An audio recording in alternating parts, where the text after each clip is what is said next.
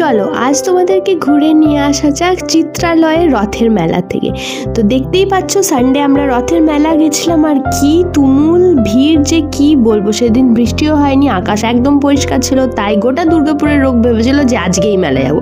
তো সেদিন পৌঁছে গেলাম মেলাতে, তারপরে রথে একটু প্রণাম করে নিলাম, দড়ি টেনে নিলাম। তারপর দেখো ফুলের দোকানগুলো কি ভালো লাগছে দেখতে। তারপর আস্তে আস্তে আমরা চলে গেলাম, এগিয়ে যাচ্ছি। তারপর এগিয়ে যেতে যেতে ভিড়েই যেন মনে হচ্ছে আমাদেরকে ঠেলে নিয়ে চলে যাচ্ছে, আর যাওয়ার প্রয়োজন হয়নি। এত দুর্ধর্ষ ভিড় আর এত গরম যে বলার কিছু নেই। তারপরে এই ছোট ছোট কসমেটিক্সের দোকান, জুয়েলারিস দোকানগুলো খুব ভালো লাগলো দেখতে দেখতে। তারপর আমরা ডিসাইড করলাম যে আজকে পাওভাজি খাবো, কারণ কি রথের মেলাতে পাওভাজি আমার দারুণ লাগে। তো আমরা একটাই পাওভাজি নিয়েছিলাম, দুজনে শেয়ার করে খেলাম, কেন কি গরমে কিচ্ছু ভালো লাগছিল না আর বুঝতেও পারছিলাম না কি খাবো।